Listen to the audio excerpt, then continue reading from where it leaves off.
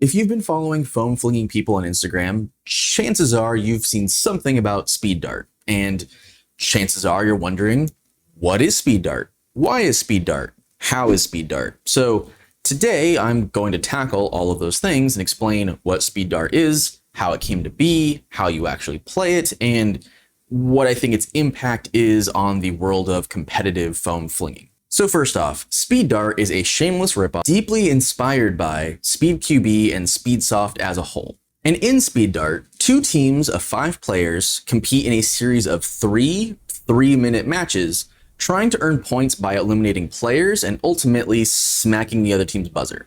Once those 3 matches have concluded, whichever team has the most total points across those 3 matches wins the match. That is the core concept at a high level. So now let's back up a little bit and we'll go through step by step.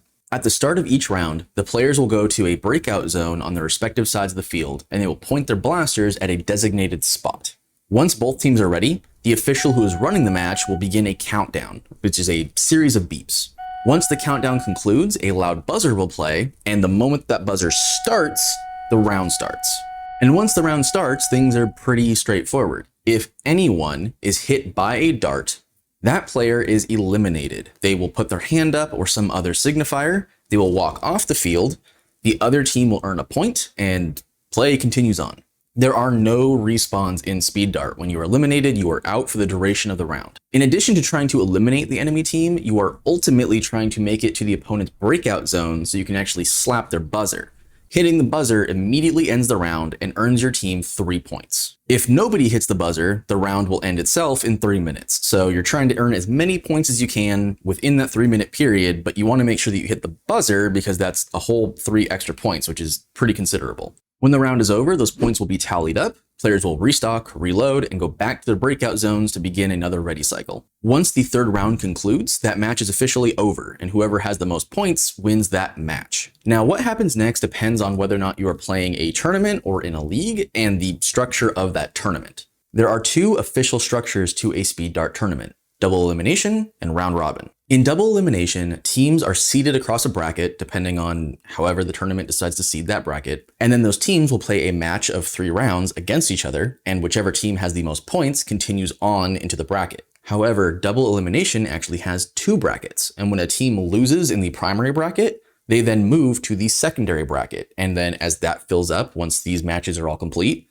those teams play against each other. And then there are essentially 2 parallel brackets going on, with the winner of each bracket facing off in the final. This means that each team has to actually lose twice in order to actually be eliminated from the tournament, which helps with weird situations where like a rookie team is pitted right up against like the MVP team in the first round and they just get wiped and have to go home. So double elimination is a little bit more fair and allows a little bit more room for error. In a double elimination tournament, the points that you earn in a match has no bearing on the rest of the tournament. So basically, if you play a match, your team gets 16 points, you win, great.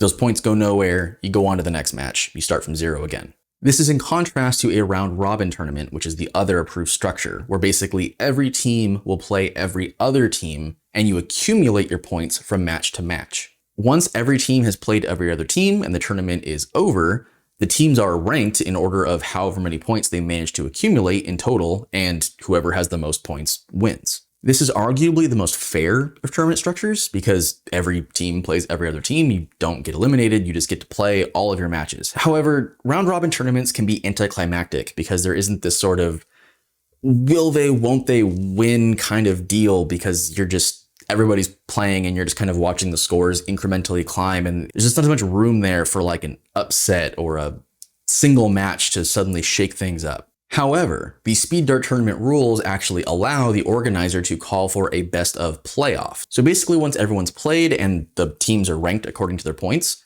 the 1st and 2nd place teams will then face off head to head in a best of 3, and whoever wins, wins. And then the 3rd and 4th place might face off, and whoever wins takes 3rd place. That way, you still get the fairness of every team getting a chance to play, but you still get the excitement and ability to root for a final match that feels like an actual conclusion to a tournament. Because, I don't know, just watching the last match finish of the day and then math decides who wins is just, it's not the most exciting. which is great for tournaments. However, for leagues, things are a little bit different, or they're a bit different. They're completely different. If you are playing in a local SpeedDart league, they can organize those games however they want. They might be scheduling matches and running them like mock tournaments. They might just be scrimmages where people are just playing consecutively. They might be random teams. They could be anything. You are just playing and using the SpeedDart format. Now, leagues are encouraged to keep track of the points that players and teams earn, and what those points mean, again, is totally up to the league. They might persist your points across a year, across a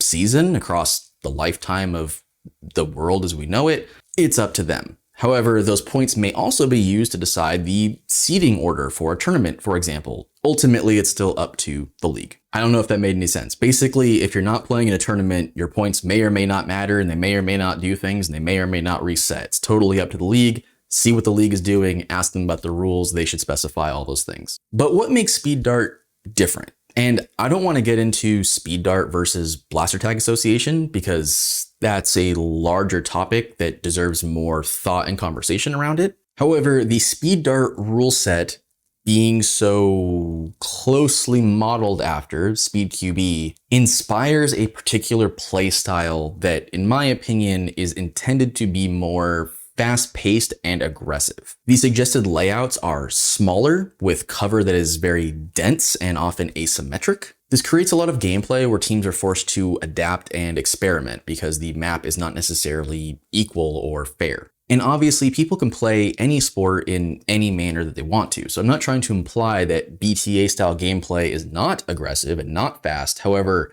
the rule set of SpeedDart is very focused on keeping things very close quarters and just very rapid and quick. You basically cannot play SpeedDart slowly, and they're basically going to cultivate the rules in a manner that makes sure that that is always the case. That is the goal, is to get fast-paced gameplay. Another big part of SpeedDart is that it is SpeedDart. There is no rival, no missiles, no melee, shields, nothing. It is just darts, and that is it. Additionally, each player is limited to 4 magazines or 60 darts total, which is a pretty small amount, but the rounds are also short, so it kind of works out. However, SpeedDart does allow you to actually scavenge darts off the ground, so that's a thing. But the biggest thing about SpeedDart that I think everyone really needs to fully understand is that SpeedDart is a format, but it is also an organization backed by Black Raisins, which means that SpeedDart is a commercial enterprise. It is trying to make money. And the way that they make money is that Black Raisins is selling SpeedDart merchandise through their partners at Worker and Carbon and other places that manufacture tactical gear. So basically they want to get SpeedDart out there. They want to get people playing it so that you want to go get a SpeedDart helmet or bandolier or battle belt or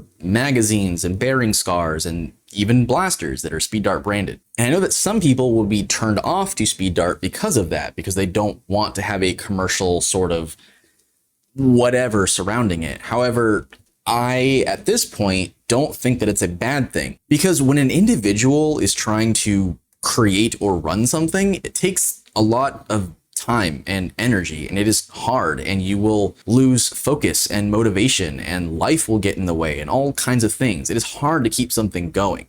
But when you're a company and your goal is to make money, then that's your whole motivation right there. It's just to make money. So the company has a reason to keep pushing and getting more people to play SpeedDart and run SpeedDart games and open SpeedDart leagues and host SpeedDart tournaments. And they're going to contribute resources, either time and materials, to make sure that those things happen, because that's the only way that they will survive as an entity. Ultimately, whether you think it's a good or a bad thing, money makes things happen. This is also why you're seeing Uno running games in New Jersey and myself running games here in Oregon and the leagues that are going to be opening on the East Coast in Texas and California. There's a heavy push to get this all started at once and create a sort of critical mass where SpeedDart just is a thing all of a sudden, because once it's a thing, it's easier to stay a thing. I don't know if that makes sense, but it makes sense. And I think that that will be successful, because if they can just get all the stuff started all at once, then it will just keep going and become sort of a perpetual competitive NERF